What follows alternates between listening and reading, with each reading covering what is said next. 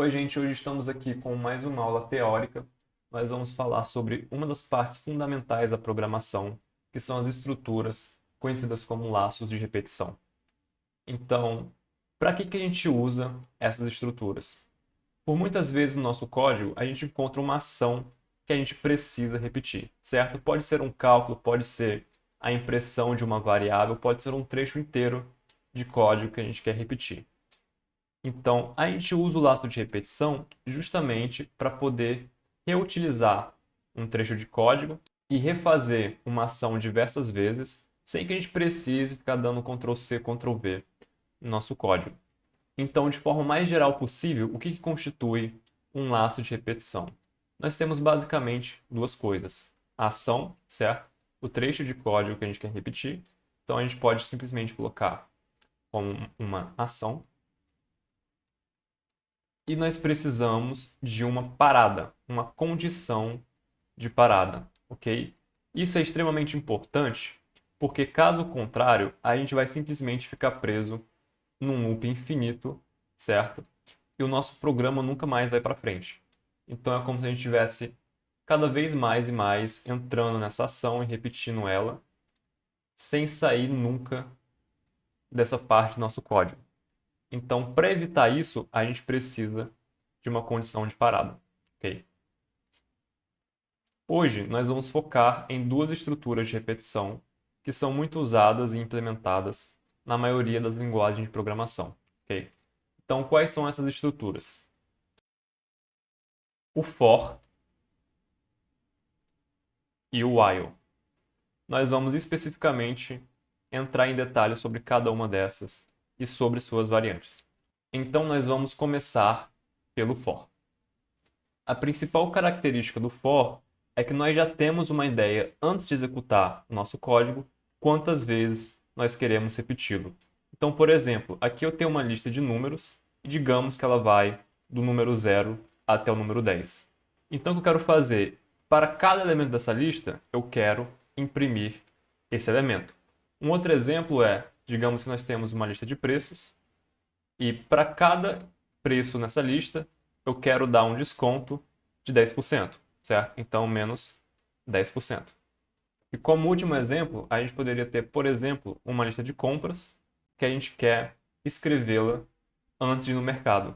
Então, nós verificamos quais são os produtos que estão faltando nas nossas estantes e marcamos a lista de compras para a gente comprar quando a gente for no supermercado, ok? Então, a gente já pode ver que nós temos algumas características em comum. Então, isso dá para a gente uma ideia de que o for pode ser substituído com para cada, ok? Então, para cada número nessa lista, faça essa ação. Para cada preço nessa lista, faça determinada ação. E para cada produto que eu preciso comprar, faça determinada ação. Então, nós temos que para o for, a condição de parada dele é justamente quando nós terminarmos de percorrer essas listas, esses objetos, certo? Então, por exemplo, se eu tenho uma lista de 10 números, eu vou parar quando eu terminar de imprimir os 10 números. Se eu tenho uma lista de preços e quero dar desconto de 10%, eu primeiro preciso percorrer toda a lista de preços e cada vez que eu percorrer um elemento, eu dou desconto de 10% para ele, certo?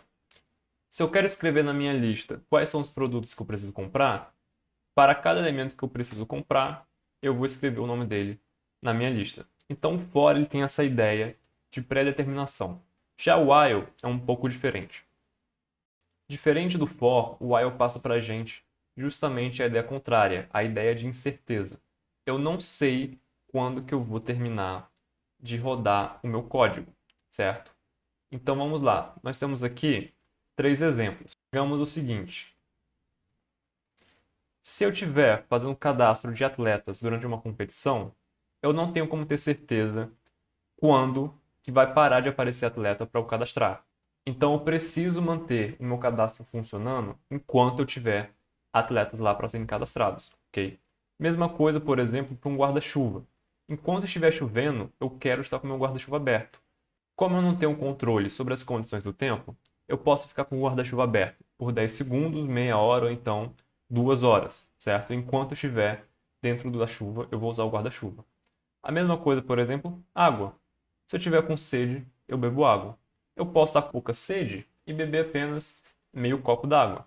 Ou eu posso ter voltado de uma maratona e querer beber uma garrafa de 500 ml inteira. Então, o while é justamente, como o próprio nome sugere, enquanto a nossa condição de parada for verdade. Então, geralmente, no nosso while, a nossa condição de parada é um pouco mais flexível do que quando a gente está trabalhando com for, porque nossa condição de parada pode variar. Agora a gente pode, inclusive, ver alguns códigos de exemplo. Nesse problema aqui, nos foi dado um vetor de preços, ok? Então, cada valor dentro do nosso vetor aqui representa um preço de algum produto, e nos foi pedido para a gente imprimir os preços com 10% de desconto. Então, nosso programa aqui tem duas partes. Primeiro, eu preciso percorrer essa lista. Em segundo, eu preciso, dentro da minha estrutura de repetição, calcular o valor com desconto e imprimir esse valor. Então, como é que a gente faz isso? Primeiro, a gente tem que começar a decidir qual estrutura de repetição a gente vai usar. Como nós temos um vetor de tamanho definido, e nós já sabemos o que nós precisamos imprimir, o que nós precisamos fazer, a gente pode simplesmente começar com for, que vai dar para a gente uma implementação mais enxuta. Então vamos lá. A gente vai começar instanciando uma variável i do tipo inteiro, do nosso for. Nossa variável i vai começar em 0, porque 0 é a primeira posição em qualquer vetor. E como a gente quer percorrer até 4, a posição 4, a gente pode falar para ele percorrer enquanto i for menor ou igual a 4, ou simplesmente enquanto i for menor do que 5. E nós vamos aumentar o valor do índice de 1 em 1. Então, feito isso, nós já estamos na metade do caminho para resolver o nosso problema. Aí já decidiu qual vai ser a nossa estrutura de repetição, e agora falta simplesmente calcular o preço com desconto. Nesse caso, eu vou pegar uma variável do tipo float também, porque nosso preço é um número que tem vírgula. Nós vamos usar o nome preço com desconto, para ficar bem característico.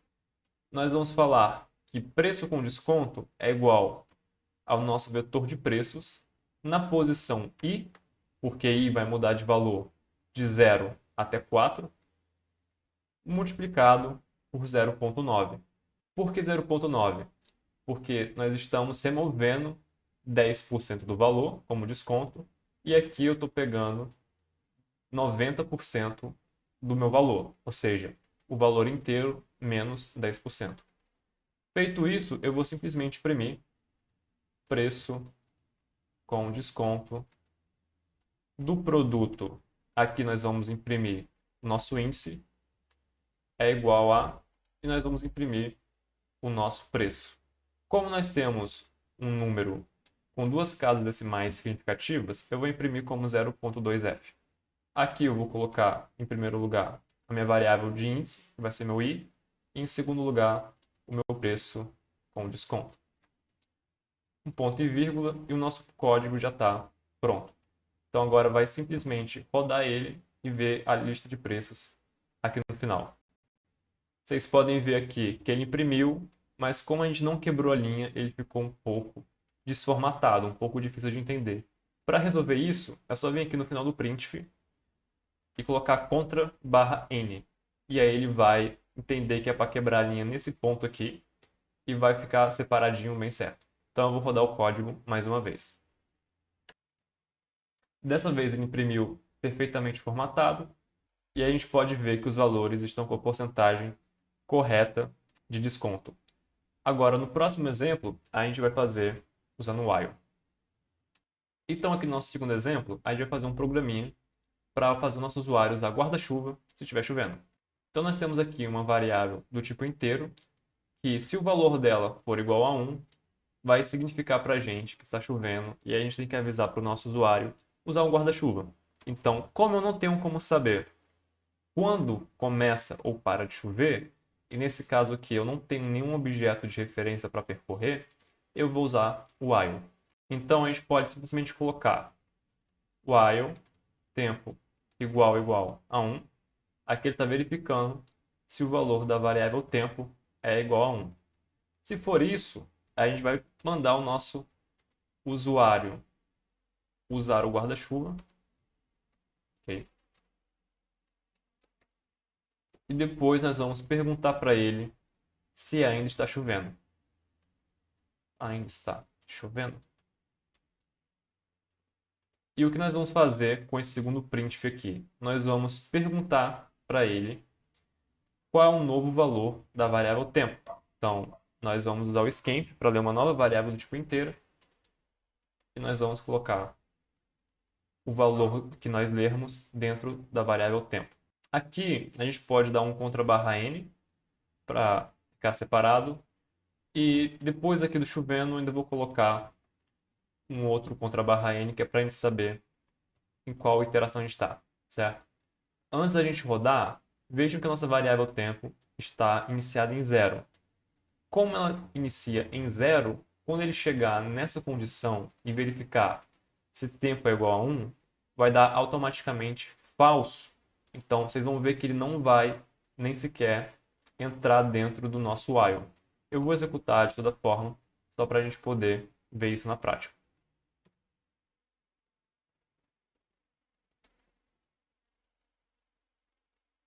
Vocês podem ver que ele compilou e rodou e não apareceu nada aqui para a gente. Então, quando se usar while, é bom ter esse cuidado, ok? A gente vai mudar o valor inicial da nossa variável tempo para 1, para falar que está inicialmente chovendo. Nós vamos rodar o nosso programa de novo. Dessa vez ele está rodando aqui para mim e já falou que está chovendo. Então, ele mandou usar o guarda-chuva e perguntou se ainda está chovendo. Eu vou falar que sim, e ele vai falar para mim continuar usando o guarda-chuva. Vocês podem ver que eu posso continuar isso aqui o quanto eu quiser, ok? Toda vez que eu digitar 1, ele vai me mandar usar o guarda-chuva. Se eu decidir colocar 0, qualquer outro valor aqui, ele vai parar o meu programa. No próximo exemplo, a gente vai começar a mexer com estruturas de repetição aninhados, okay? Ou seja, uma dentro da outra. Então, nesse exemplo, nos pediram para gerenciar uma competição de atletismo. O que nós precisamos fazer? A competição só pode aceitar os 10 primeiros competidores que qualificarem para 5 critérios diferentes de avaliação. Cada critério só tem 2 valores possíveis, um se ele for aprovado e 2 se ele for reprovado naquele critério. Okay? Então, nós já temos de cara aqui um problema. Nós não sabemos quantos competidores vão se candidatar para a competição.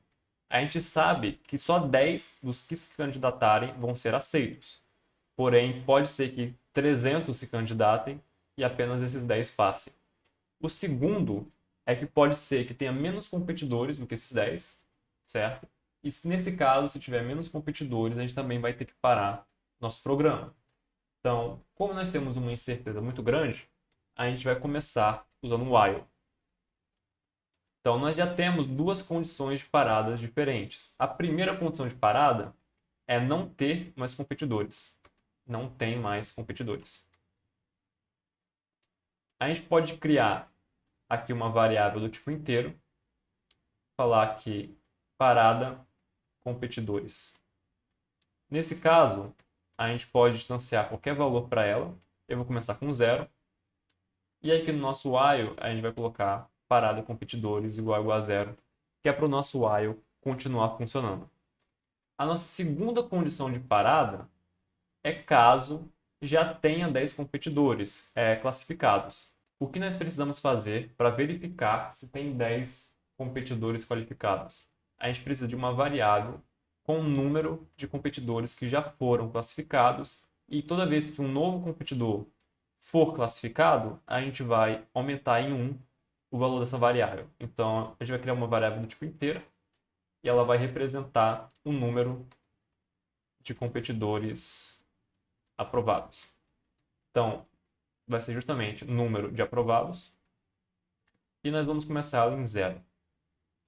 Como nós estamos tratando com while, a gente precisa ter um cuidado excepcional com a condição de parada. Porque se a gente fizer alguma coisa de errado, pode ser que aconteça que o nosso while fique preso num loop infinito. Ou seja, o nosso código vai ficar preso para sempre rodando e nunca vai terminar de rodar.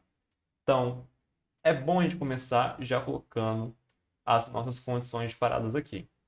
Então, o que eu vou fazer? Primeiro, eu vou verificar se meu número de aprovados é igual a 10. Se for igual a 10, eu não aprovo mais ninguém e eu nem preciso cadastrar mais ninguém.